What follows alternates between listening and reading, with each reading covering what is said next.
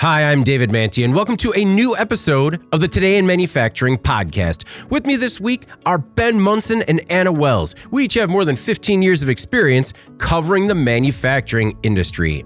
Every week, we take the 5 most popular stories on our websites and discuss the implications they have on the industry moving forward.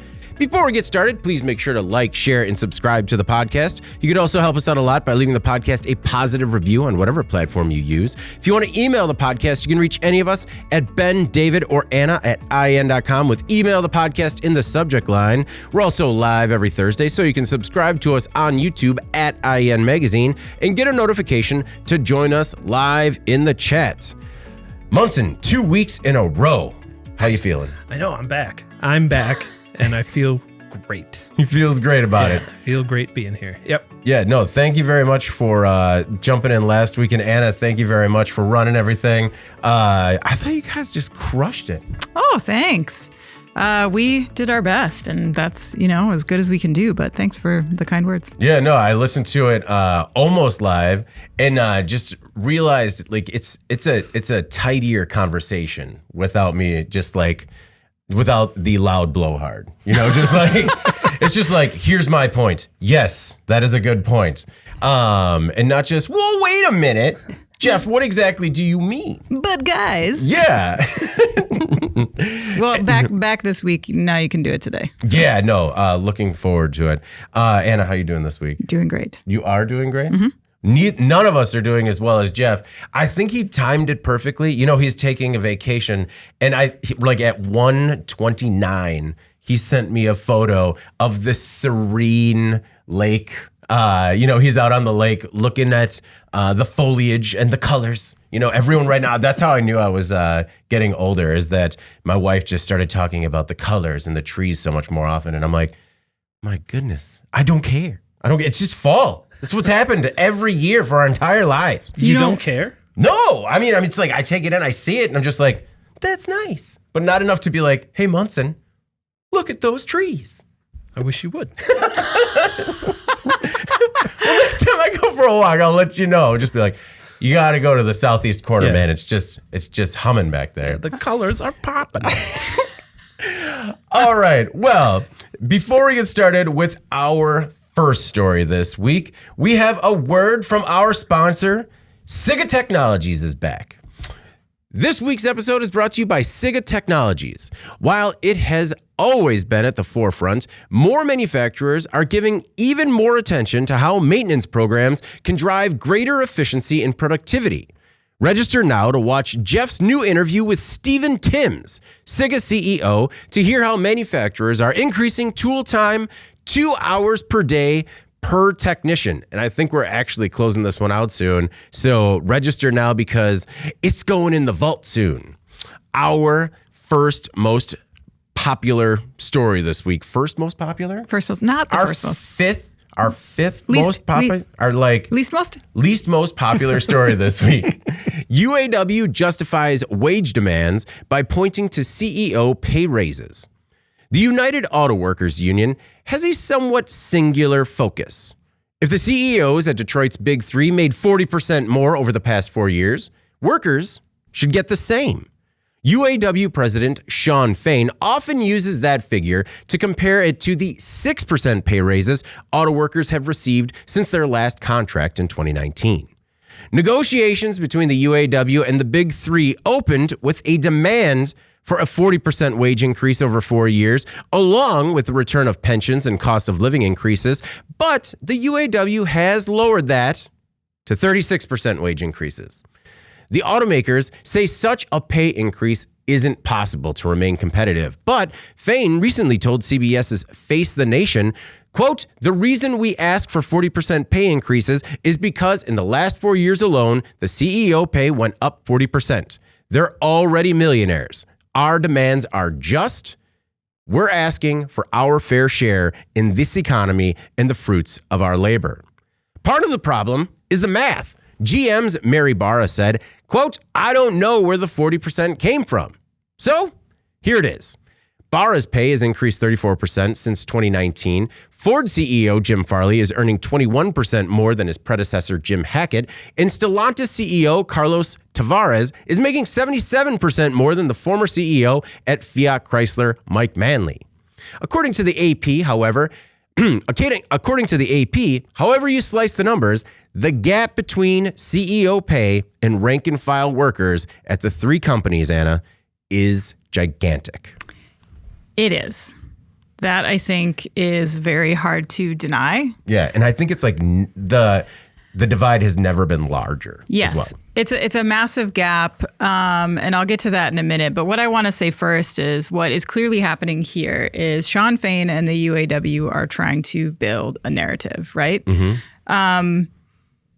This campaign seems like it might be working, at least as it relates to public sentiment. Because I will say this, I have not seen Mary Barra's name in the headlines as much as I have in the last week, in regards to her pay package. That has been covered pretty widely in recent weeks.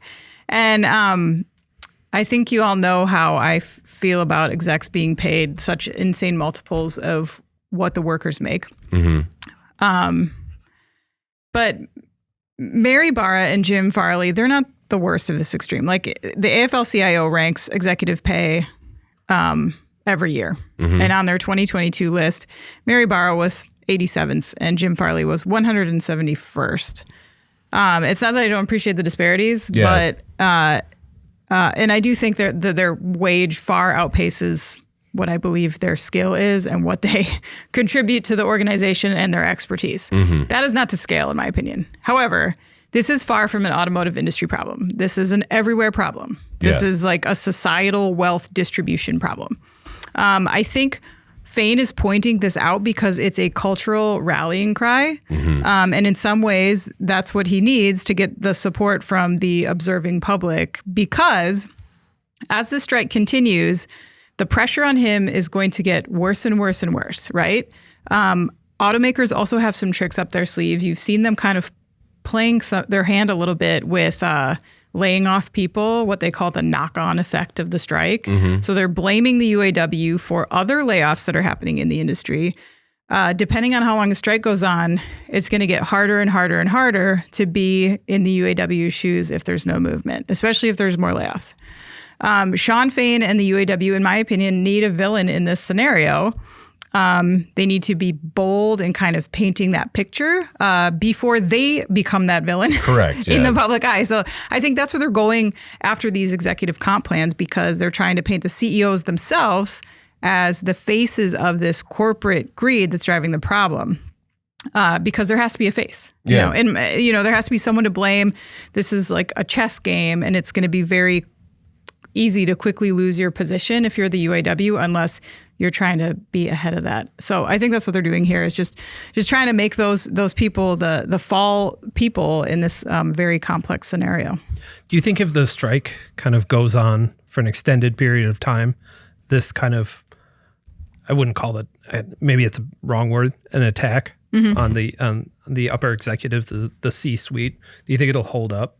I do, because it's a tactic, and I think it's important that Anna puts the cultural context around it, because it is not just something that the UAW workers are experiencing; it is something that everyone is experiencing. So while the automakers can kind of counteract that by trying to make the UAW the villain by laying off all these non-union workers, all of those non-union workers are seeing the same disparity when it comes to the distribution of wealth. And I think it becomes more relatable, the side that UAW is arguing versus the side that the C-suite is arguing.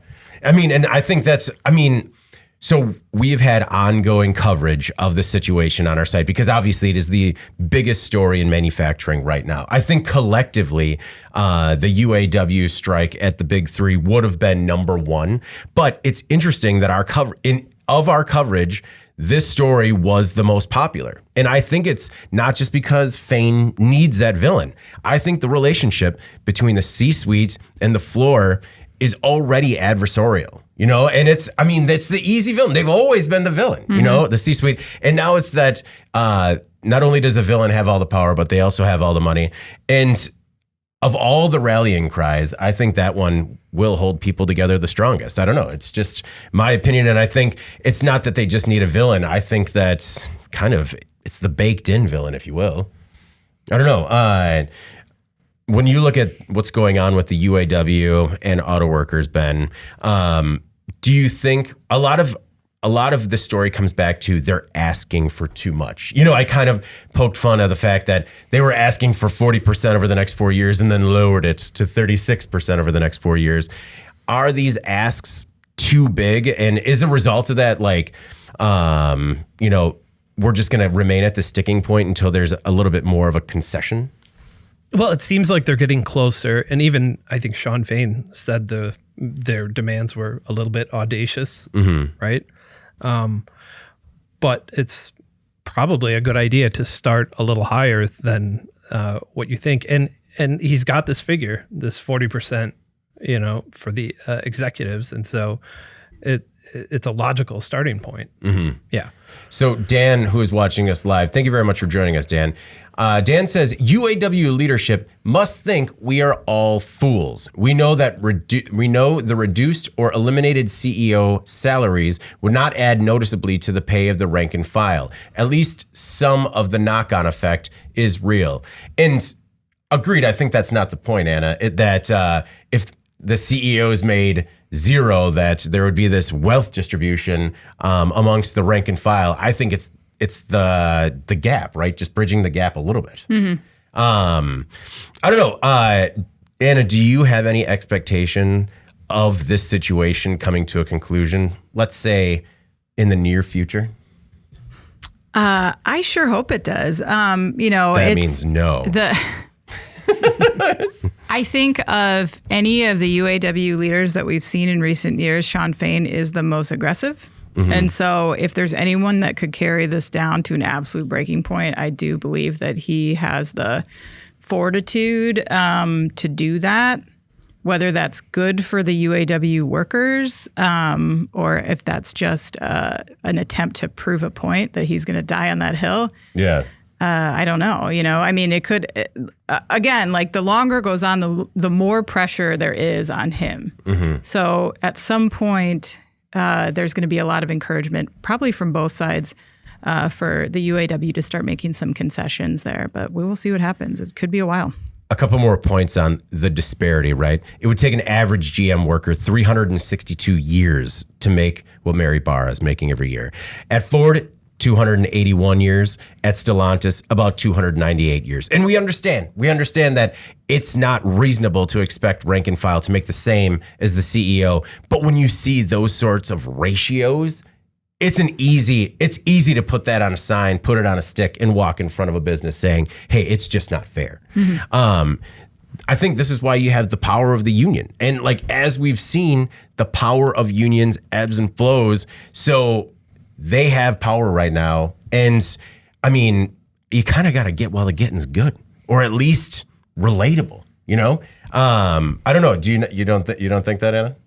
No, I mean, this is when their contract was up. This is kind of, yes, this is maybe a timely opportunity, but I think a year ago they had more leverage than they do today, where now you're seeing some layoffs in the last year come out of automotive. You're also seeing some other businesses cut back a little bit as they try to shore up resources in a little bit of murkiness still with the economy. Mm-hmm. I know that things are going a little bit better than expected, but there's still a lot of uncertainty around interest rates and inflation and things like that. So I don't think it's a perfect scenario for them to come in and say, we want 40%. Yeah. I don't know if that situation ever exists. Agreed. I do hope that they get a good deal out of this. I certainly do. But it might mean some back and forth. Looking at some of those ratios, if you look at the typical pay gap of S&P 500 companies, it's typically at 186 to 1. So comparatively, at the automakers, they're still making way more than the average worker. And it's also old, sad news. According to the study of the 350 largest publicly traded U.S. firms, the CEO to worker pay ratio was just 15 to 1 in 1965. So The average workers remained at that one. And the C-suite's gone from 15 to 186 on average and, up to 362 to 1. All right. Our next most popular story. Actually, one other fact on that is just, at a base level, the way we're trending in terms of manufacturing jobs, we're still best case scenario at 2.1 million open jobs in 2030. So, that's why I think that these workers with the skills also have the power, but I don't know. That's just maybe being too optimistic. All right. Our next most popular story this week. Space Factory denied re-entry to Earth. Beware the logistical challenges of futuristic endeavors. The U.S. Air Force recently denied Varda Space Industries' request for re-entry, which is important because the company is trying to land its space factory in Utah. The capsule was designed to make pharmaceuticals in orbit. The factory includes machines set to work creating components needed for pharmaceuticals, like crystals for a drug used to treat HIV. Varda has been trying to land since September 5th, but the Air Force says it denied the request, quote, due to the overall safety, risk, and impact analysis. The space factory took off back in June aboard a SpaceX rocket. Varda acknowledged the delay, but reassured that its spacecraft was still healthy across all systems, and the company is working on new ways to get the payload back to Earth. According to the company, it can survive in orbit for up to a year if needed. Now, Ben, I understand that this could be just a simple paperwork issue, but maybe we should have cause for concern over, an experimental space factory that is headed back to Earth with contents unknown. Right. Yeah. It's loaded up with space crystals. Yeah. Yep. HIV killing space crystals. Yep. And all of a sudden it gets right within landing on Earth. And they're just like, whoa. You haven't filed the right forms. Yeah. And I think in this story, Varda comes off maybe looking a little silly, but I think this is a really early instance of something that's going to happen a lot more soon too. It's kind of just the beginning of a really new era of regulation and oversight for the Air Force and FAA. Like commercial low Earth orbit operations are going to pick up a lot in the coming years, especially if projects from companies like Orbital Reef and Sierra Space and VAST kind of actually come together the way they're talking about it. And the TechCrunch report about this, they said that Varda expects to perform reentries on a monthly basis by 2026. And that's kind of a totally new rhythm for this sort of thing. And even an Air Force spokesperson told them that the holdup with Varda is partially about setting just the correct precedents for increased commercial reentries. So I think that Varda is kind of being made an example in this situation, but this is something that they're going to have to iron out because they're not all going to be relatively small space factories full of crystals. A lot of this is going to be, full-size commercial, like spaceships. Space stations. I understand that right now policing this is impossible. I think in the future policing it is going to be next to impossible. You joked earlier this week about, the space net or whatever. Is that the only solution? Just because I think of how relatively easy it could be to get these payloads into orbit without any sort of oversight. And the implications of that, not only of them going up to low Earth orbit, but also, bringing them back down. I don't know. It's a scary proposition. Yeah, I'm not exactly sure how they're going to kind of regulate all of this. There's going to be a lot of activity, and it's scary for people on Earth to think about things coming back into space that maybe aren't. It's all a bit experimental, kind of futuristic, and I don't think anybody wants to get hit by a satellite or any other kind of falling space junk. There's gonna be a lot going on up there, and it's gonna be difficult to kind of wrangle all the moving parts. Yeah. And I mean, I don't think, Anna, we can't deny the fact that this is the beginning of like 20% of all sci-fi movies. Like anyone familiar with Cloverfield or any of the Alien movies, it's, it always starts with that innocent experiment in some sort of, I mean, for lack of a better term, space factory. And then just things go awry when that payload makes it back to Earth. Well, I definitely thought that at first too, because I was like, what are these crystals? That sounds fictional. Like, what are we doing? What are we doing up here? Whose idea was this? So I looked into it a little bit because why does this have to be produced in space? That was my first question, which I'm sure it's a lot of people's first question. Like, why does this have to be? Why can't we just make it here? Yeah, it doesn't necessarily have to be made in space, but it can be made better, right? It can be made better in space. So like the idea here is that, so they sent up this capsule in June, as you said. It's apparently hoping to address this crystal situation in microgravity because it makes for better production up there, apparently. Protein crystals that are made in space are said to, this is according to NASA, form larger and more perfect crystals than those created on Earth. So apparently the crystals need to be large and perfect for fighting HIV. I am not a doctor. I don't know what this is, but anyway, there's been a lot of research that's gone into it. The military has funded some of this stuff. Because what Varda wants to do in the end, it's more than just this idea of like going into space, manufacturing drugs and bringing them back down. What they want to do is work with pharma companies, take drugs that are already in existence and make them better, whether that's going into space and making these crystals in a more efficient way and producing greater quantities quicker so they can get the price down or they can add to the efficacy. That's kind of where their role is in this process. So I understand if that whole process makes you uncomfortable. It sort of does me, because when you look at it in the context of this is a cool opportunity, but pharmaceutical processing plants on Earth are very highly regulated. And if you consider that you can actually walk inside of them as a regulator and view what's happening there, you can run tests, you can do all that stuff. They can be inspected. You can't really do that with a spacecraft. You can't, I mean, you could. Yeah, like what are the checks and balances? Like, is the FDA inspection where they send something up, grab the samples and bring them back and then they're inspected before anything's allowed re-entry? I don't know. It's interesting. We don't know. And there's also, I think, some questions around, there's been a lot of testing around this, but still some questions around how do the contents of the vessels survive the re-entry? Are they manipulated in some way? Are they changed? Are they functional in the same way as they would as something that you would produce on Earth? Yeah. Again, a lot of research is going into this, so it's not just these companies. Like, it's not like that Titanic ship thing. It's like there's an actual industry of people. There's a lot of money behind it trying to figure this stuff out. So there's experiments happening at the space station now. There's more stuff being done in space, not just Varda. But I do think that, Ben, you raise a good point about how the FAA is trying to make an example out of this company.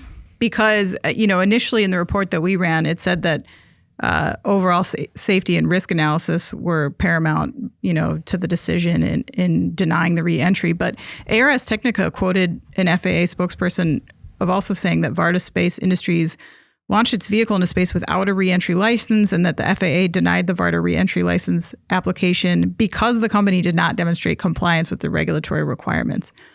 So obviously they're getting their hands slapped here for what they did. And that makes me a little cautious just looking at them as a company, because that seems like a big box to check, and if they're not playing nice with regulatory agencies in an industry where the regulatory agencies have a ton of power and leverage, because this is basically uncharted, it'd be easy for them to say, like they're do with autonomous driving, like, no, we just don't know enough.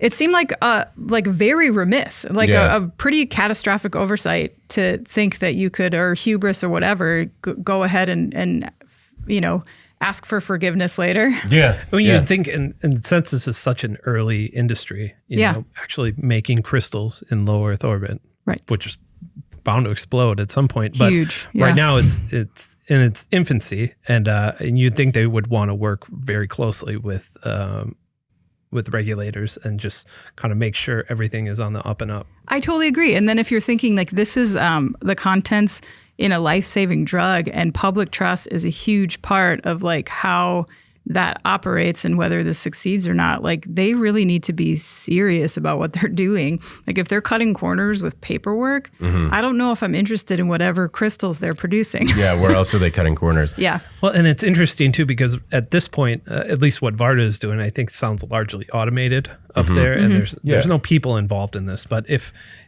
space manufacturing continues to scale and people are involved in it, you raised a good point. Like how do you just kind of how do you monitor that? I mean, is there eventually going to be like a space OSHA? Yeah. They just pull up their shuttle and... Yeah, space OSHA. And I mean, okay, just think about the idea of additive manufacturing, right? We haven't even scratched the surface in terms of the full capabilities of what additive manufacturing will mean for creating new products that are otherwise have been unmanufacturable. So design engineers can't even wrap their brains around how to fully embrace the technology, right? And so now, as we're just trying to learn additive manufacturing, we're supposed to learn how to design for space manufacturing. I mean, and that sounds ridiculous and futuristic, but that's legitimately what's happening in the story, right? Yeah. I mean, it's crazy. Just like, all right, I understand how we're going to make it here, but how do we design to make it in space? And I mean, the regulatory aspect is, I mean, is there like an OSHA arm of the Space Force then? Which sounds ridiculous. I understand that is a ridiculous question, but it's like a real question, and they're going to need to figure it out. They will. Yeah. All right. How do you strike at a space factory? How do you walk off the job? How do you pick it? Yeah. Just we're taking the escape craft. Yep. And we're out of here. We got the crystals. We're taking them with us. That's right. You want the crystals back? You pay us. Yeah. You drive your Fast and Furious car into outer space. Yeah. The Fast and Furious space car. As long as Luda's behind the wheel, you're fine. Yeah. All right. Our next most popular story this week.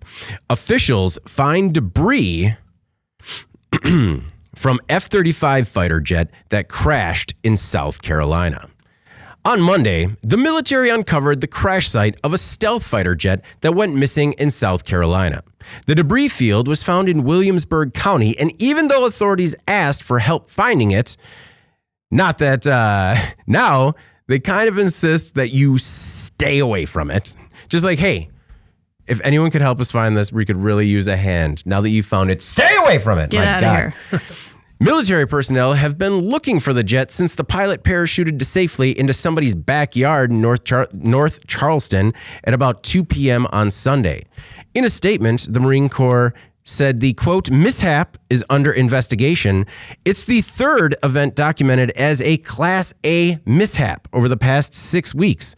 Now, these are real things. I thought that this was just the Marine Corps being a little cagey. But apparently, a Class A mishap is an accident in which damages reach $2.5 million or more, a Department of Defense aircraft is destroyed, or someone dies or is permanently disabled. Well, Anna, this warplane costs about $100 million a piece. So check 2 boxes with that one. Yeah, that's officially a Class A mishap if I've ever seen one. I'm going to start using that for, like, if I drop a whole lasagna on the kitchen floor, we got a Class A mishap over here. We had a Class A mishap right before we started filming the podcast.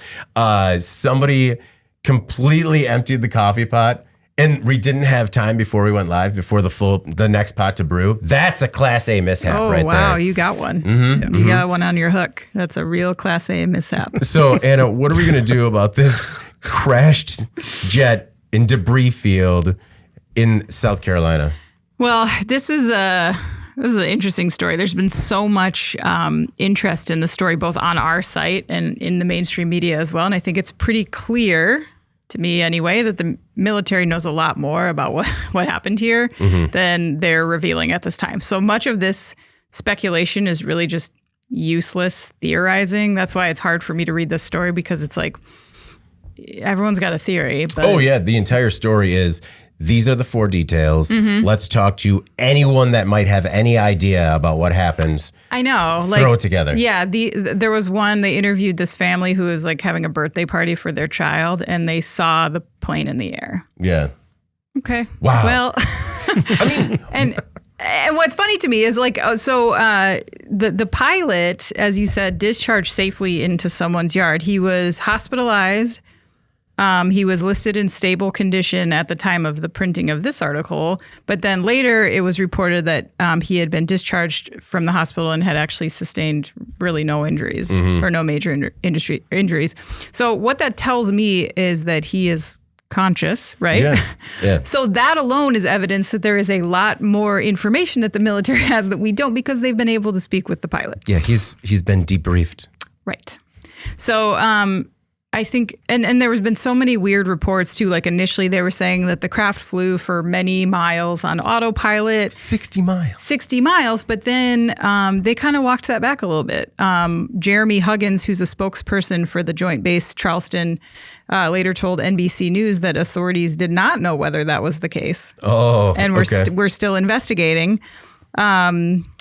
There was a meteorologist in South Carolina who shared audio of the call to the emergency medical services that allegedly this pilot had made, where he described the situation, saying he was unsure of where his plane crashed and that he just lost it in the weather. Oh, okay. I know there was some speculation on our site of maybe there was like an oxygen issue, and maybe that would explain this very odd explanation.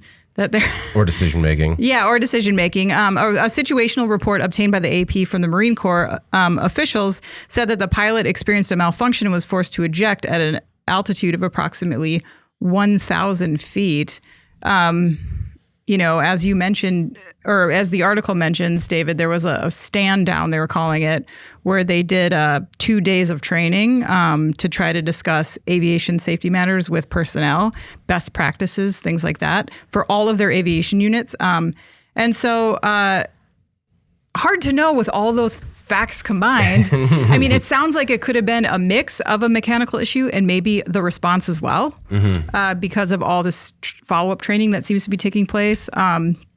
But again, without knowing what this pilot has to say, I think we just kind of have to wait until we get more information from the military, which hopefully will come at some point because there is so much public interest in this. I think it's important that they kind of clear a few of these things up. Well, this was a Marine Corps variant of the F-35, right? So it had different features like vertical takeoff and landing. Yeah. But then it also has an auto eject feature, which is not part of the other variants, right? And so, when they're talking malfunction, I think there's a lot of speculation that this thing just shot the pilot out. Accidental auto eject? That was one of the crazy parts or theories that I saw too, is that it could have just been a simple manufacturing defect in the seat that shot the pilot out. And that would be crazy. Yeah. I noticed that as well on the sort of quote forced to eject statement.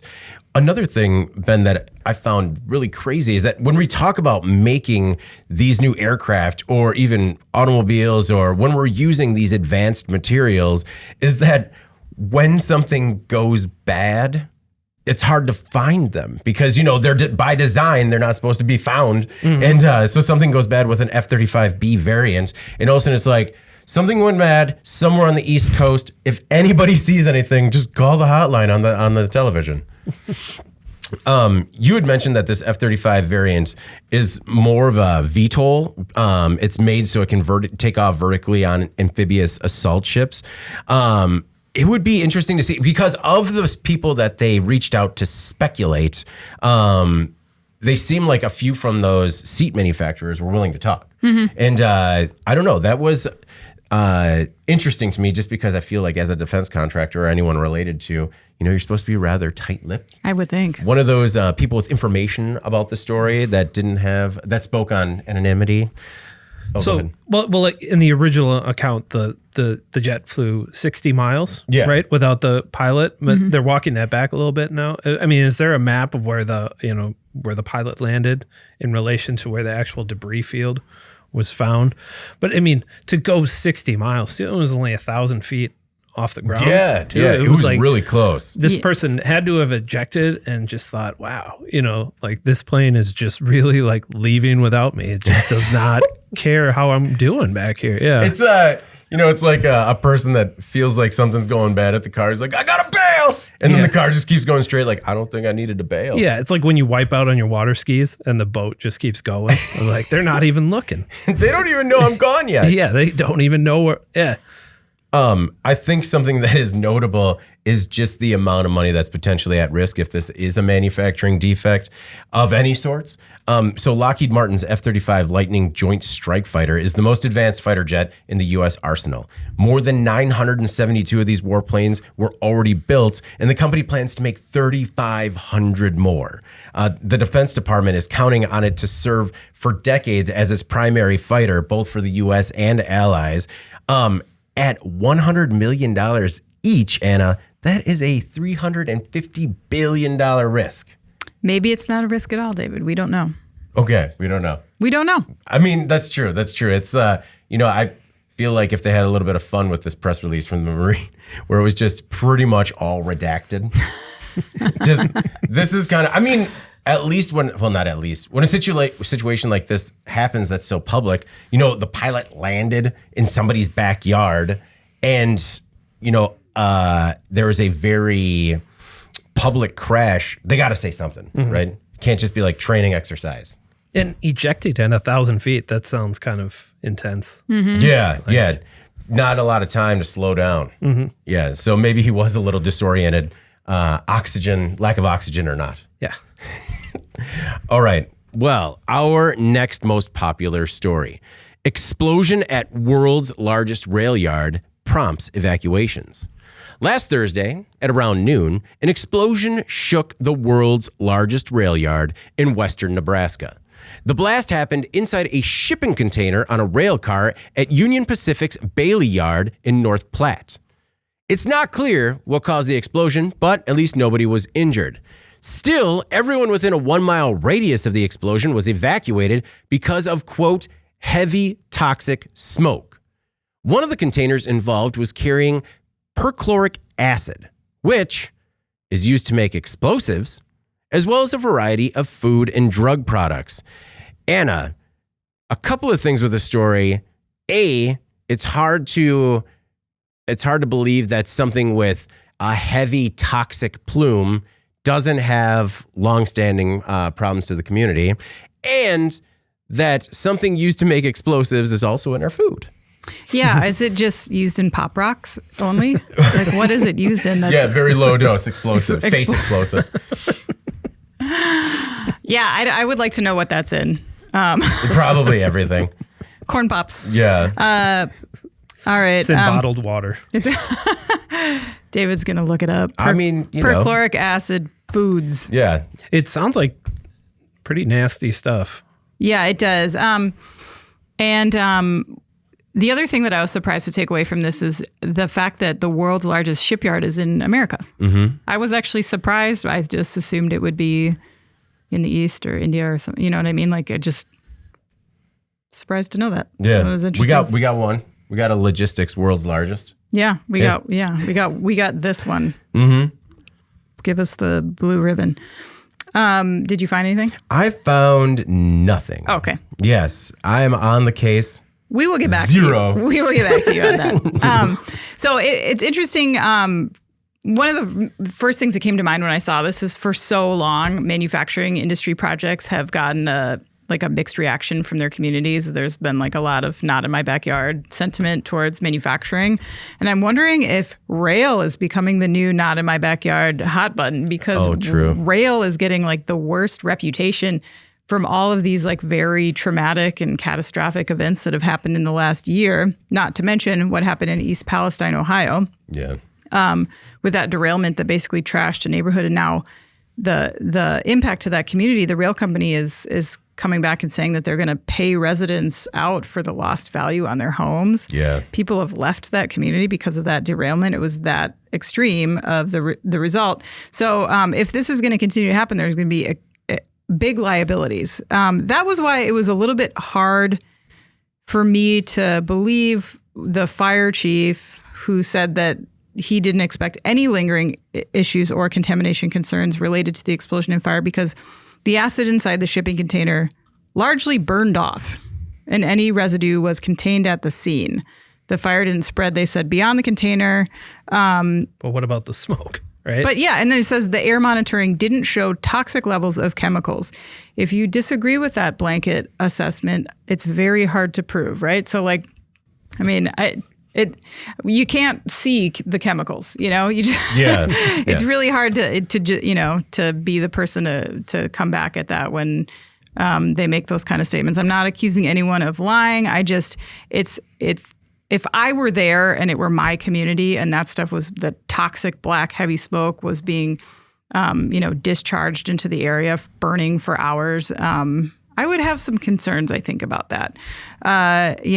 Since this report, investigators have deemed this fire as being accidental. I think that's cold comfort to anyone that lives in the area or works in a rail yard. When it's starting to feel like some of these cars transporting chemicals like this could be ticking time bombs. Anytime there's a derailment, anytime we don't even know what happened here. This car was idle, they said. It was sitting idle for hours. So to not know what's causing this and the results can be pretty catastrophic, that's scary, I think. Well, and that's one of the biggest things with the people in Ohio, right? They left because they were being cagey about whether or not there were any real health impacts of the chemicals that were around them. But I mean, at some point, they like saw like a film on their homes and cars, right? And I get it why you want to leave, but how difficult it is to leave your town. And Ben, we've talked a couple of times about these stories where, and it's not just rail accidents, but any accident that deal with chemicals and how they evacuate whatever area around the explosion. And then like 2 hours later, they're like, nah, you're fine. You're fine. It was windy. You're all right. Go back to your homes. It'll be all right. Yeah, it seems like this whole thing got wrapped up fairly quickly. And they're reassuring residents, but everybody's pretty sensitive to any kind of mishaps with the railroad right now, especially involving a chemical fire. So I don't think anybody wants to hear about it like everything's all good 2 days later, because this stuff sounds pretty nasty. Perchloric acid. In the follow-up, the story, they said it was an accident. They ruled it was an accident. And there's kind of a funny line where they said, but experts are still trying to figure out why a tanker carrying perchloric acid, which can be used to make explosives, would explode. And it's like, maybe it's the explosives. But this stuff sounds pretty gnarly. It's used in making rocket fuel. And of course, it's used in making many of your favorite foods that you enjoy every day. But it sounds like it has very strong reactions if it comes in contact with almost anything, metal or flammable substances like wood or plastic. I've even seen it described as violent reactions. Oh, okay. Yeah. So it sounds like any type of leak, regardless of the size or scope of this, could cause a fairly big problem pretty quickly. So you think it's pretty much fine then, right? Yeah, I mean, keep it. Yeah, it's okay if the burned off rocket fuel explosion. Everything is back to normal. Okay. Yeah, we wrapped it up. Yeah, we don't need to know anything else. Put a fan in the window. Put a fan in the window. Like a fan in the window, and the towels at the bottoms of the doors, and you're all right. Ben, you talk about that line where they say it's accidental, and I saw that line and I saw it as a really sad sign of the times, where they had to come out and be like, we know it's got to be an accident because we saw no signs of it being a criminal act. And so they felt like, it feels like all the issues that we've seen in the food manufacturing industry, where it really it became sort of one of those talking points for conspiracy theorists to say like, hey, they're attacking our food supply chain. And I saw it as kind of an unfortunate sign of the times that they had to come out and squash these itchy conspiracy theorists by being like, we know it's an accident. We have no idea how it happened, but don't worry, it wasn't sabotage. But I'm interested to see how it could happen. And I mean, Ben, can you imagine if they come out and they're just like, yeah, no, it was because the explosives exploded. Just, it wasn't a hard investigation. We actually hung out for a couple of days just so you guys thought we were working harder on it. Yeah. Anna, you talk about the scale of this place. It is a monster. It's almost 2,900 acres, 8 miles wide at one point. And I guess in terms of the scale of how bad it could have been with an explosion in this area, it was fairly contained. Yeah, it definitely is a big space. And so they said that there's a few residential areas that are near-ish, but it was a very limited area of where people might have been disrupted or concerned about their homes. So of course that's good. But, people work here. It's like the air. Yeah. For everyone. Yeah. So we'd have to kind of consider that too. Well, I mean, that's one thing that a lot of people don't talk about, right? All the area residents that were evacuated and then allowed to come back. I mean, I didn't see any reports, but there had to be a large number of workers in the area as well. And workers are typically the ones that jump in to try and help with these situations. Not necessarily the first thing to think is kind of get out of, run to safety, safer air. Okay, our most popular story this week. Ford changes iconic blue oval. Last week, Ford unveiled the 2024 F-150, and outside of the new bells and whistles, a few people noticed a subtle change to the brand's iconic blue oval. The new logo removed the smaller silver oval on the outside of the badge, and the outer border of the oval and the lettering are also now white instead of chrome. Oddly, Ford didn't mention the oval's redesign at all, despite it being one of the most recognizable logos in the entire automobile industry. Some would argue, like the world. It's so important that, if you recall, the company actually delayed some vehicles last year when the supply chain disruptions caused it to run low on badges. Ben, you covered the story, but first of all, is there a better car logo? One that's or a more iconic car logo? Yeah, I used the word iconic in the headline. I'm not sure if you guys agree, but it felt safe. I didn't feel like I was editorializing. Right. No, I agree. You guys agree? Yeah. I was trying to think of more iconic, and the only ones I could think of, and they weren't more iconic, but they have, I thought of Chevy, something that really stands out. I also thought of like Jaguar and Tesla as like stronger, bolder logos. And then when it came to like more recognizable, obviously just in terms of volume, like VW, BMW, and Toyota, but not, I think you're right in calling the Ford logo iconic. Yeah, I felt okay about that too, and I think that this is an interesting case that they're not wanting to call much attention to it. I actually reached out to Ford to see if they would want to talk a little bit more about the redesign process and kind of the thinking about this relatively small changes that they made, and they declined. They don't want to talk about it any further, which is fair, but maybe they just would rather not call a lot of attention to it. It. Like I said, they didn't mention it in the press release for the F-150, which is this massive kind of layout of everything that's new about it. Yeah, it's fair, but it's odd, right? Like, I mean, typically with any sort of tweak to a logo, particularly an iconic logo, they want to talk about it, right? They want to roll out the designer behind it, the design team and the methodology behind it. I mean, if we remember GM's logo change and how that was like caused mass uproar because all of a sudden the G and the M were lowercase and they were in softer font. And, it was meant to issue in the EV future. People were crazy about that, but they wanted to kind of explain the reasoning behind the logo switch, right? I mean, does that seem odd to you, Anna, that Ford just doesn't want to talk about it? No. I don't. I don't think it's odd. I think they did this by design. This is my theory. First of all, I've read so many automotive industry press releases about design changes. And as you guys know, the vocabulary and the subtleties are just so droll and tedious to read through. Like, to me, that's not the kind of press a car company can light up, really. I mean, it's just like, I don't know. If they issue a press release and talk about the way removing a border or changing the color on some lettering, like what their reasoning was behind that, I just, like, the rationale is going to be so generic and boring. Then nobody reads it. Nobody cares about that.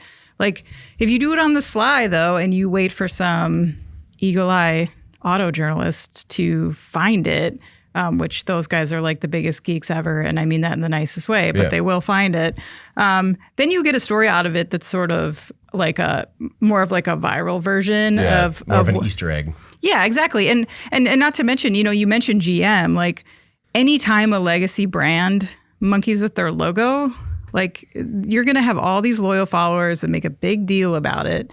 There's going to be naysayers about what you have done.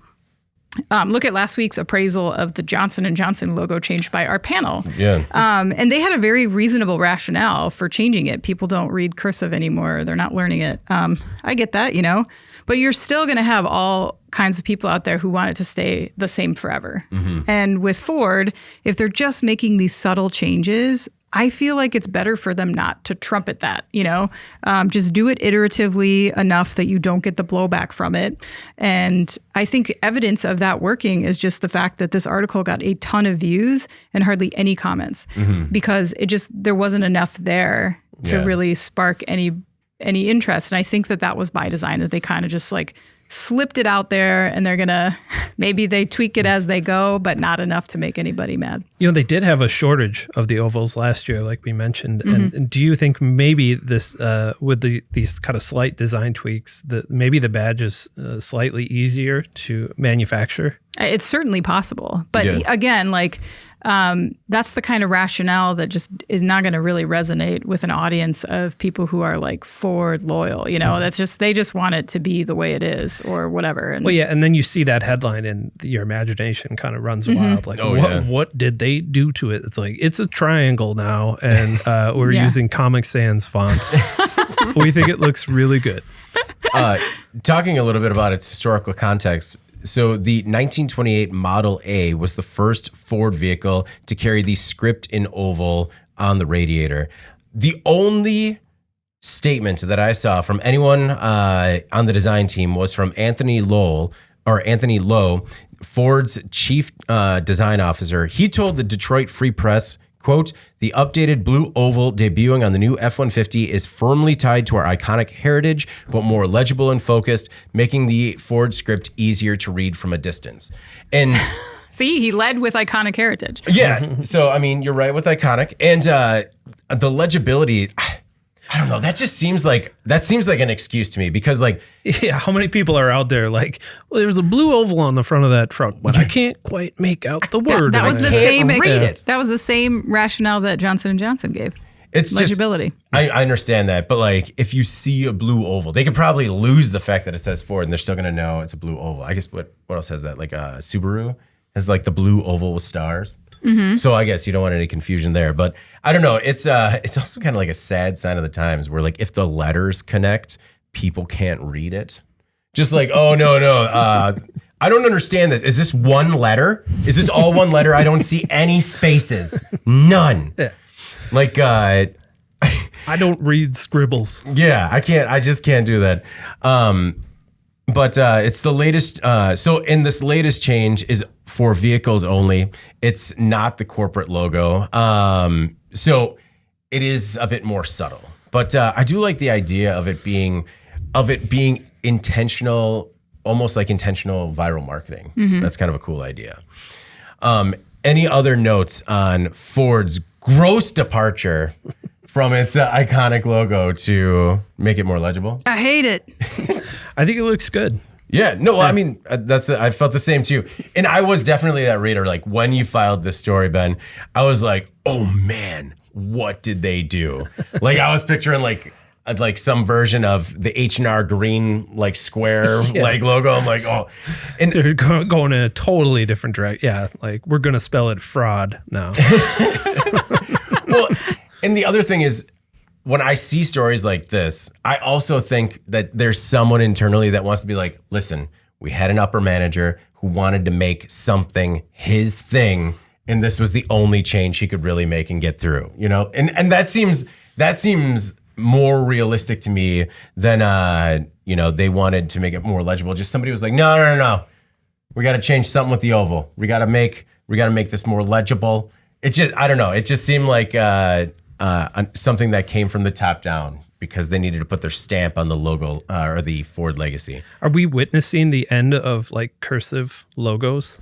Like, what else is there that they'll take away from us? Yeah, I don't know. See like what there is out what there. other cursive logos are there? And it's actually, is the Walt Disney logo kind of in cursive? Oh yeah, Disney. No, that's his signature, right? Yeah. Just like no one knew who Walt was anymore, and they couldn't read it anymore. There's actually a ton. Just block font. Campbell's, Hallmark, Kleenex, Barbie, Kellogg's, Coca-Cola, Fender, Instagram. That's new. Yeah. Do the Instagram kids know what that says? Maybe that's why they just call it IG. Because they can't read it otherwise. They're just like, what is this silly platform? All I see is an I and a G. No. It would be funny to see new interpretations of these fonts in very simple to read block letters. Like Barbie, all black letters, block letters. Kleenex, like super intense, just like all caps. Why are all these logos shouting at me? I have a cold. I think Disney would be the best one. Like, you changed his signature. That's all it was. Get it out of there, yeah. All right. Our logos, do you guys think that logos that are in cursive are seen as pretentious? No. Do you? I don't know. No, I don't. I'm just trying to think, like, do they look too fancy?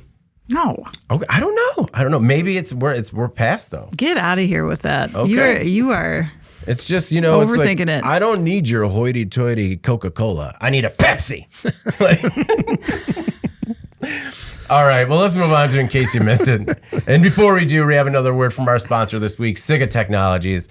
This week's episode is brought to you by Siga Technologies. While it has always been at the forefront, more manufacturers are giving even more attention to how maintenance programs can drive greater efficiency and productivity. Register now, right now, to watch Jeff's new interview with Stephen Timms, Siga CEO, to hear how manufacturers are increasing tool time 2 hours per day per technician. And sometimes you might just be missing Jeff, right? No Jeff this week, so this is how you can get a little piece of Jeff with you this week. That's true.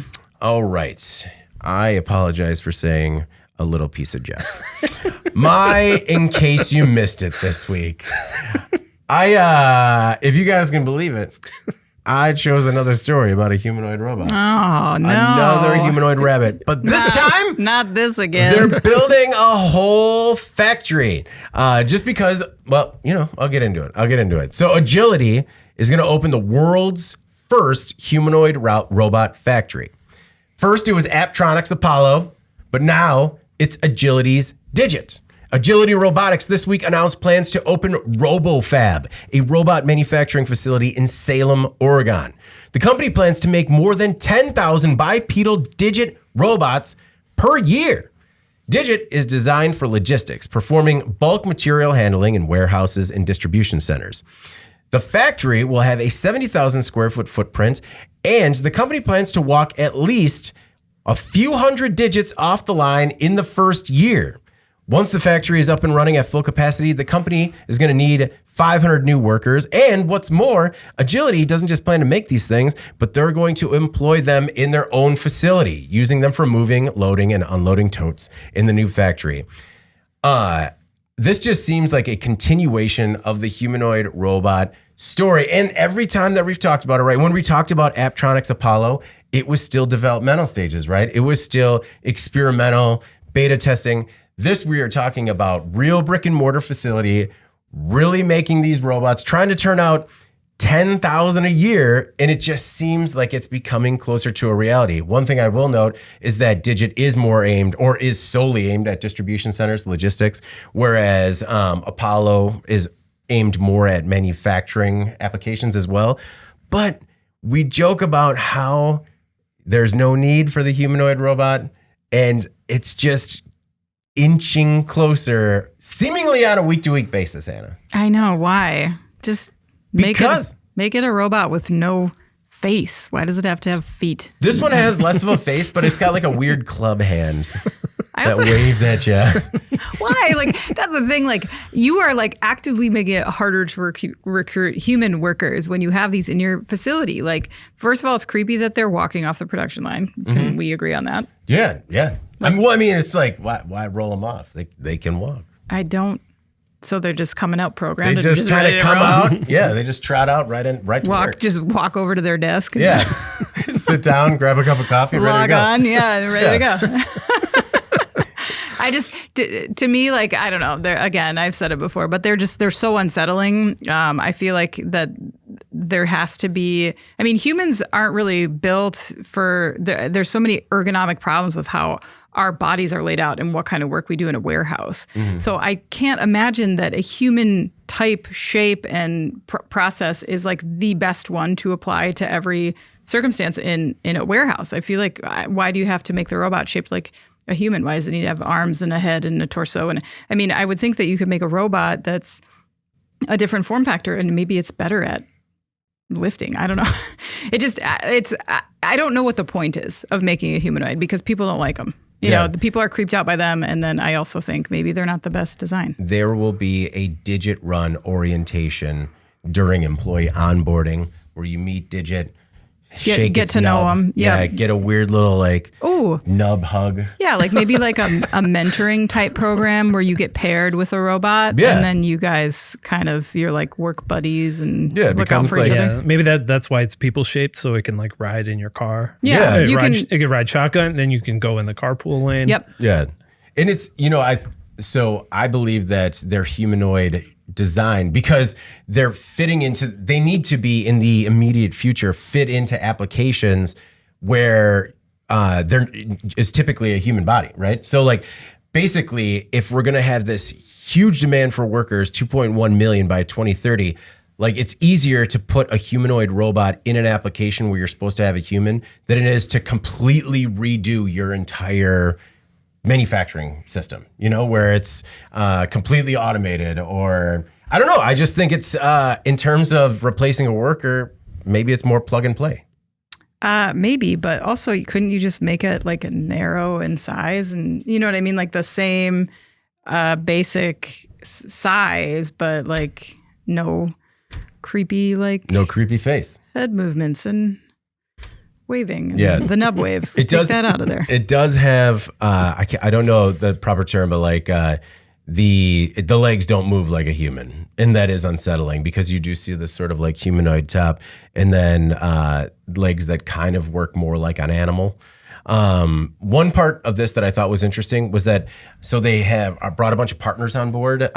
It's Agility's early adopter partner program that kind of have first dibs on Digit with the deliveries that are starting next year.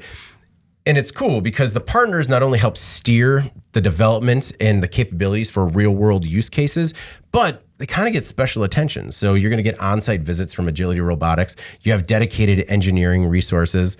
So not only do you I feel like if you're part of this program and you have a need like a huge worker shortage, there's a real opportunity to kind of get some sort of white glove treatment, hand holding to fit Digit to your specific application.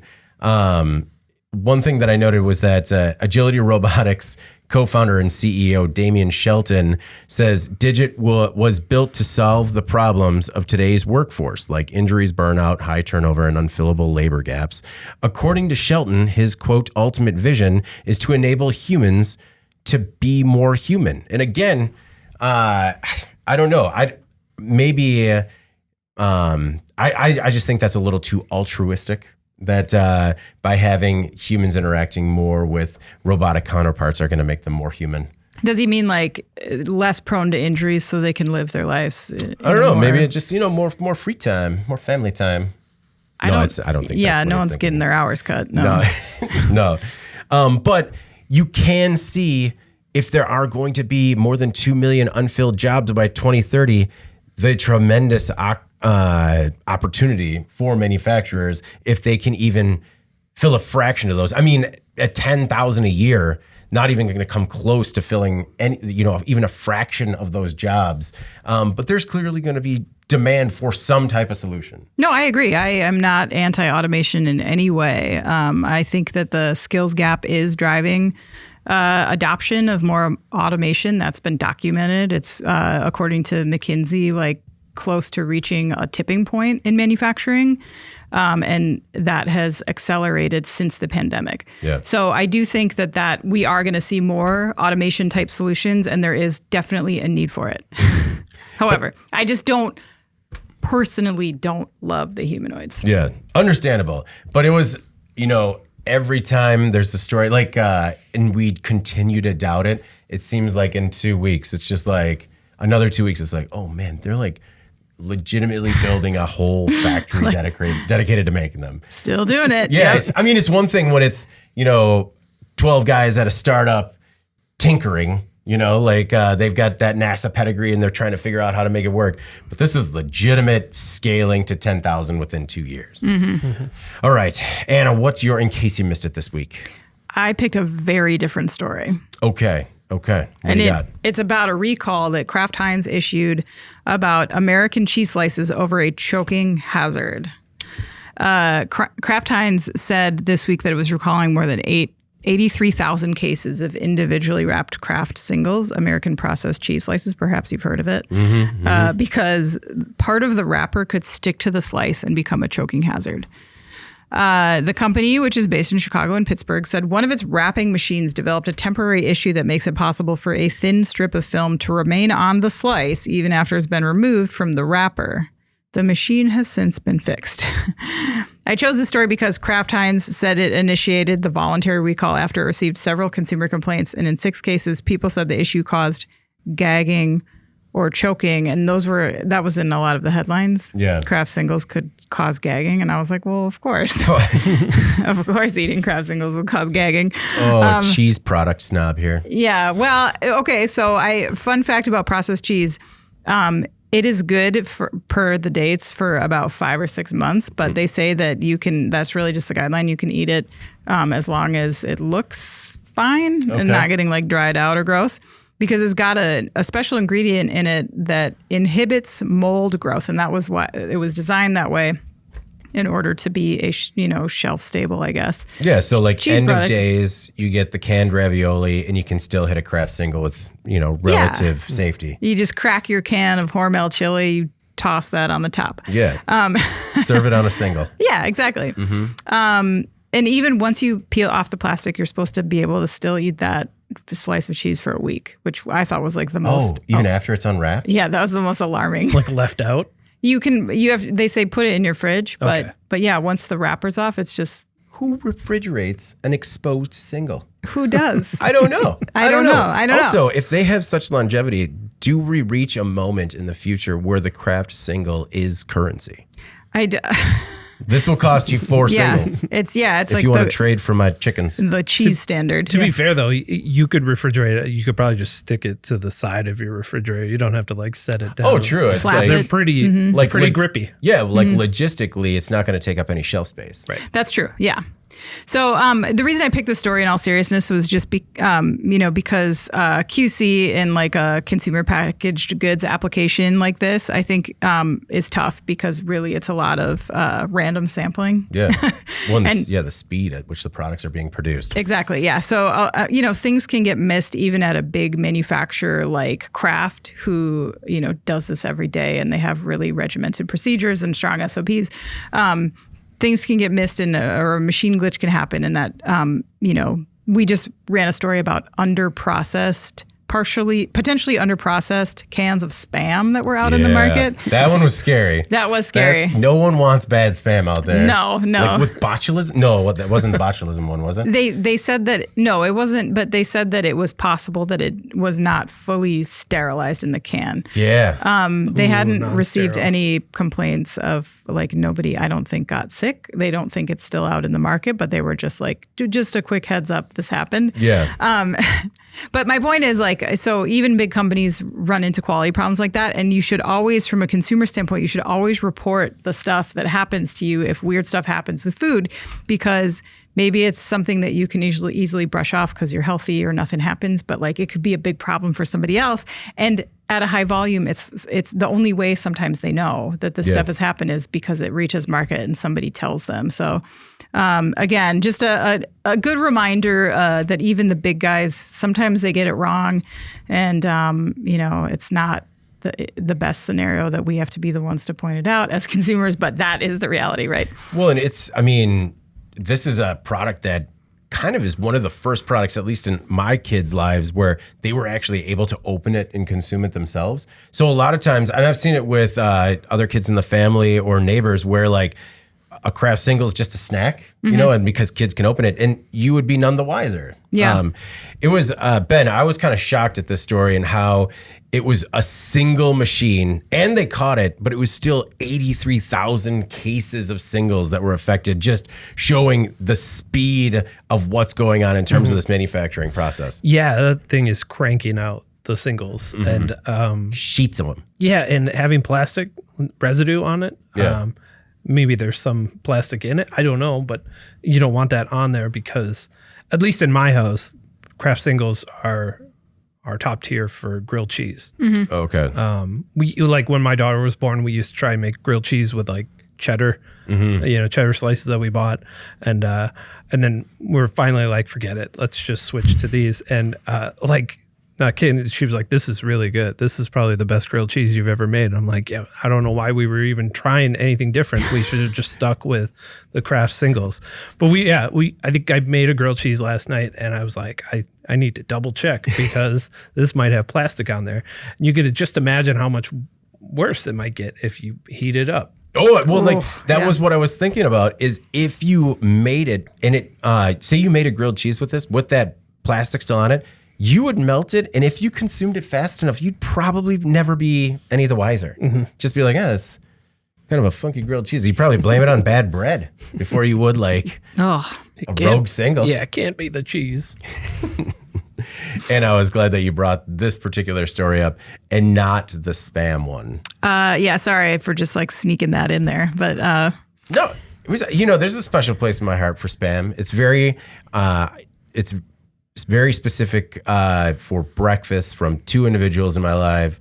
When they make breakfast, spam's all right because they do it great. It's fried and it's delicious. I don't think I've ever had it. I can't. To be honest. I mean, if I had to bet one person in this world that's never had spam, you would probably be the top of that list. Well, you got that right. Just like it's either Anna or a newborn infant. Ben, what's your in case you missed it this week? Mine is Motif conducts human trials for brain implant to treat depression. Wow. Motif Neurotech has developed a brain implant for treating depression.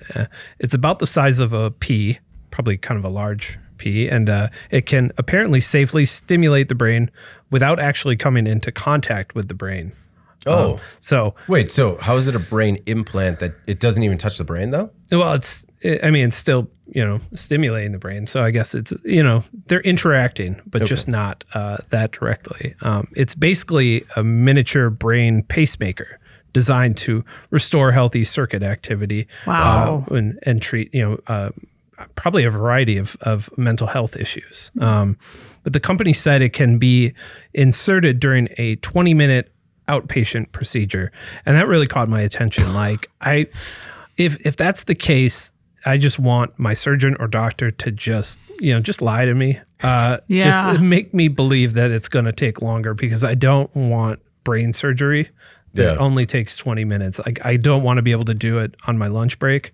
Yeah. Well, it's like a restaurant, right? It's all about churn. Yeah. Like if I'm getting brain surgery, I'm probably taking the whole day off. You could order a pizza, get the brain surgery, and then your pizza's still not there. Yeah.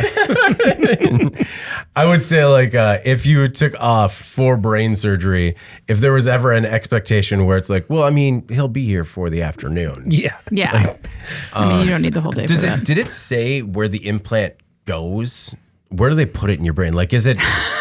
Are you going to know if he tells you? No, well, I mean, is it in the back? Well, just because I think for it to be a 20-minute procedure, I mean, they can't be going through the skull, right? Because they would have to drill a hole. And I feel like to plunge a hole in your skull, it should take at least more than 20 minutes. Yeah, I don't think that's minimally invasive. Yeah. If they drill a hole in your skull. I don't know. I continue to be amazed by this type of technology as it comes out because treating depression, first of all, I mean, I don't know what the numbers are in terms of how many people have a depression disorder, but I know that just in my life, it's a lot of people. So it stands to make a really big impact. And again, just scratching the surface in terms of what else this could possibly do in terms of stimulating the brain and maybe helping with other disorders.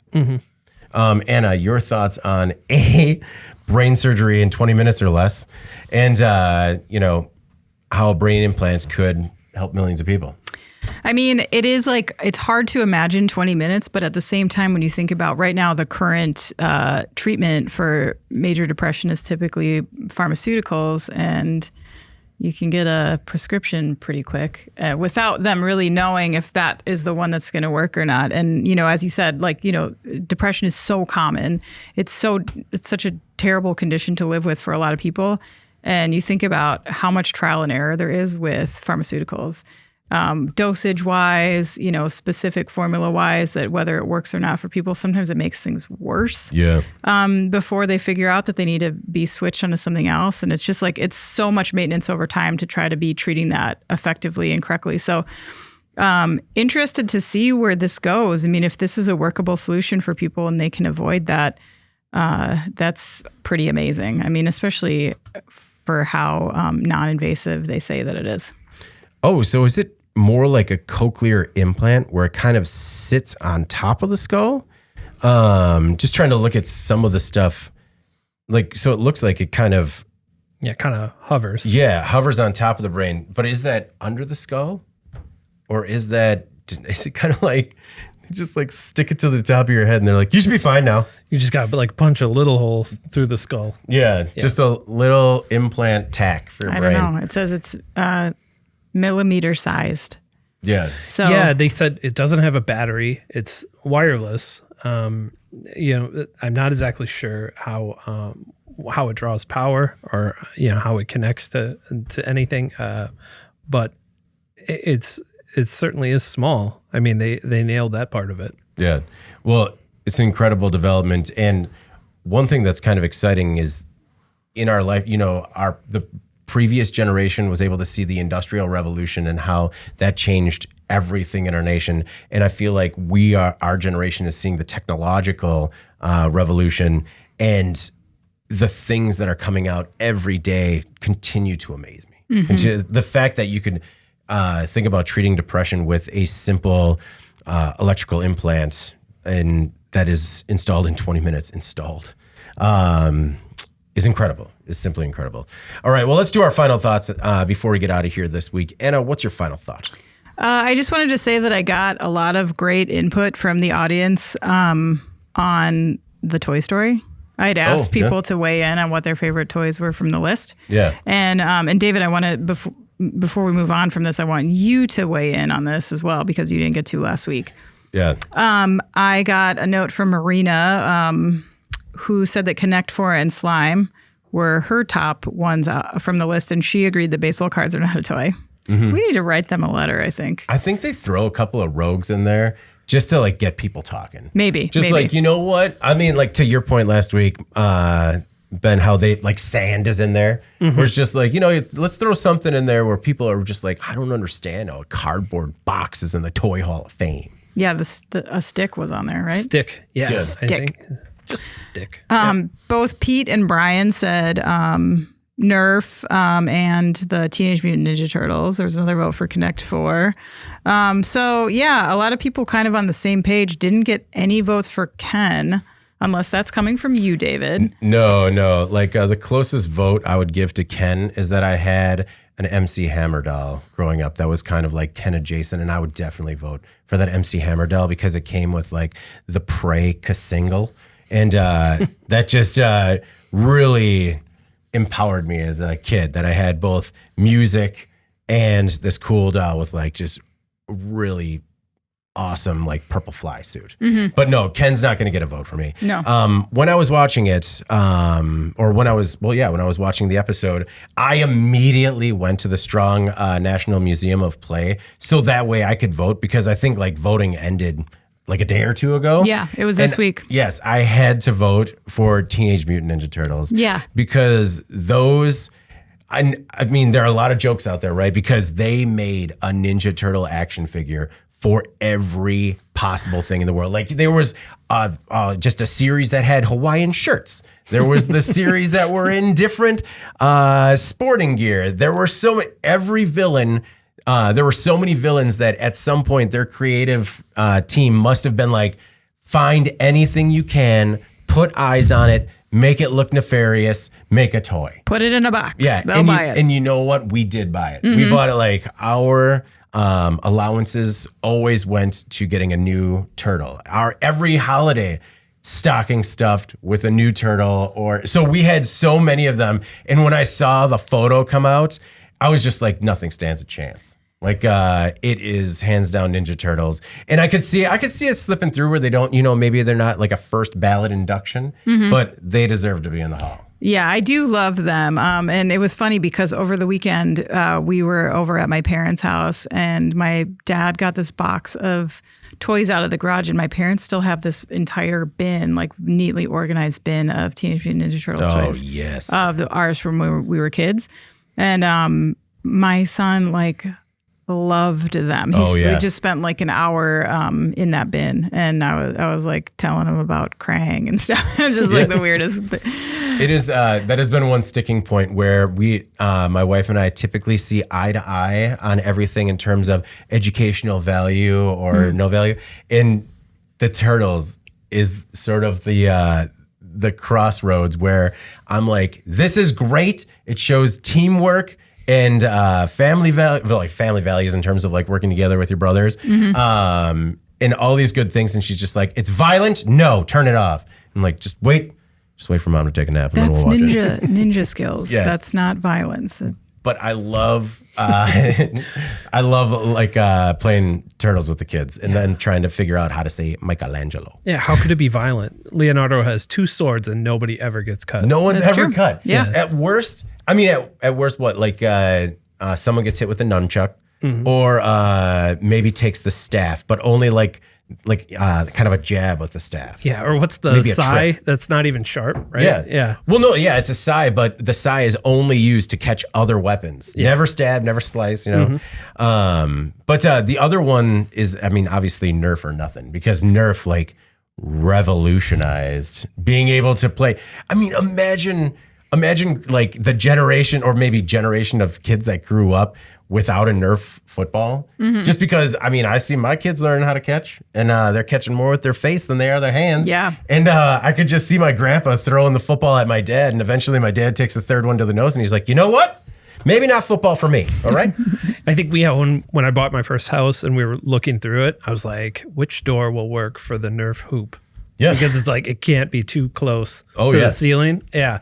You found one? Yep, found one. The Nerf Vortex alone deserves its own spot in the hall. But anyway, no, I was very disappointed in terms of, it was actually, there were a lot of great stories last week, and I was disappointed that I had to be on the road. But this one in particular, it's just like, hey, we're going to talk toys. Yeah. I'll do that all day. Jeff mentioned that the Choose Your Own Adventure books were a personal favorite when he was growing up. For me, it was a very specific Indiana Jones Choose Your Own Adventure book. And I was blown away as a kid. I'm like, I can read this 100 times. It's always different. It's so fun. Yeah. Did they say when they're going to announce the winners at all? They did, but I don't remember. It's sometime in October, I think. Okay. We got to wait. 3 winners, right? Yeah. Only 3 are going to make it. And I just don't feel confident that the Turtles are going to make it. Like up against Connect 4 and Battleship. Is this like Sports Hall of Fames though? Like if they don't make it here, they can get in like a second ballot type of thing? I'm not exactly sure. Or it's like Cabbage Patch Kids. It's now or never. Yeah. There might be a lot of people out there with negative thoughts about the Cabbage Patch Kids, and they're just like, I was in those stores, man. I cannot vote for this because of what it did to the nation. People were trampled. My final thought this week is Jeff, hope you're enjoying the rest and relaxation and fishing where, you actually get to fish on your own and you're not just baiting hooks and taking fish off. The other is that understanding the slow crush of age is maybe speeding up a little bit for me, because I suffered not 1 but 2 sleeping related injuries this week. It's how you get injured after you turn 40. It was just so I slept wrong and somehow hurt my left shoulder, because I understand if I hurt my right shoulder, playing softball or something, I'm just like, oh, if you use it, it hurts now. But I woke up and I'm like, what? Why does that hurt? And so I hurt my left shoulder sleeping. As a result of that, I slept differently and I hurt my hip. Yeah, my body's always doing that to me. It's like, I got 8 hours of sleep. We should be good, right? And they'll be like, nope, wrong. You did it wrong. You slept wrong. And now you're going to hurt all day. Yeah, and not only did you sleep wrong, everything hurts, and somehow you're still tired because your body was trying to deal with the throbbing pain while you were deep in sleep. And I was stretching out yesterday at softball, and everyone's just like, that's odd. Why are you doing that? I'm like, because I hurt myself sleeping now. And luckily it's an older team, so everyone's just like, welcome. You know, just like, oh, you only hurt yourself twice sleeping. Yeah, one of us. Ben, what's your final thought this week? My final thought is cool pen. I don't mean to brag, but I own a lot of pens. But I got a new pen this week, and it might be the coolest one I have. It's from this company called Crush Metric. Okay. And it's got a box. Yeah, it came in its own box. It's got a box with a QR code. Yeah, I don't know if you could see this but when you what is happening? What is that even called? I don't know. It's the Crush Metric. And then when you retract it, that goes back to normal. That's solid. So does it like leave an imprint on your hand does it hurt to use? No. Well, I believe you can feel it, Anna. Yeah. It's a pen. You can just pass it to somebody. So you just push the thing down on the. Yeah. Oh, push this down. Yeah. Yeah. Oh, that's a comfortable pen. Yeah. It's an awesome pen, and it writes well. I'm like, this is great. Oh, it's a good writer. It's not just a novelty pen. Right. Yeah, I was worried. I was like, I'm gonna buy it for the novelty either way. But it was like, I'll actually write with this. Yeah, we got to do I might start using my checkbook again. Just You got to do a story on the design and manufacture of this. That does feels cool when it transitions in your hand. This company, they make the pens, and then they also make a chair. Basically, it's like a stool to sit on, and it like crushes down when you sit on it. So I don't care for that. I don't care for a seat that seems like it's crumbling beneath me, because I do that with enough traditional seats already. No, that's cool. The only thing is that like when I see this mechanism, it makes me think of the 4-color pens. Oh yeah. And those just hold a special place in my heart because they're awesome and remain awesome. And then you try to like jam them all together to have have them write with multiple colors. I mean, they're in the pen Hall of Fame, like first ballot. I mean, if that's not a thing, you got to do it. Yeah. And I mean, see, we got to do a story about the design and manufacture of how they make this Crush pen, and then we can expense them. Yeah. Everyone gets one. Everybody gets one. Well, I guess when I saw cool pen in the notes, I didn't ever think I would agree with you. Just like, all right, Ben's going to share about a pen. How did you find out about it? Were you like a victim of some viral marketing? Instagram or IG. Oh, okay. If you're not comfortable with reading the cursive logo, but yeah, it was there, and I showed it to my wife. I'm like, let's get these. She was like, yes, and we got them. And I was like, the day I got it, I'm like, I can't wait to bring this to the office and show it off. I was like walking around. Yeah, look at my cool pen. You're that guy. This is really cool. Yeah. At least it's not. I mean, it's truly a cool pen. It's I've worked with the people that buy the crazy expensive pens, the like limited edition, hundreds of dollars pens, and it's just like, I'm sorry, we don't relate. It doesn't relate to me. We can't be friends. All right. Well, before we get out of here, please make sure to like, share, and subscribe to the podcast. You can also help us out a lot by leaving the podcast a positive review on whatever platform you use. If you want to email the podcast, you can reach any of us at Ben, David, or Anna at IN.com with email the podcast in the subject line. You can also subscribe to our daily newsletters. Make sure you get it delivered to your inbox first. And subscribe to us on YouTube at IN Magazine. And when you're there, give us a thumbs up so you can help us with whatever the Google algorithm is that helps more people see this in their feed. I don't know. I keep reading about it, and I seem to get further and further away from how I could help us out on YouTube from an SEO perspective. Please share it on your iCursive grams. All right. Well, for Ben Munson, Jeff Ranke, who's on vacation, so don't feel too bad, and Anna Wells, I'm David Manti. This is the Today in Manufacturing podcast, and we'll see you next week.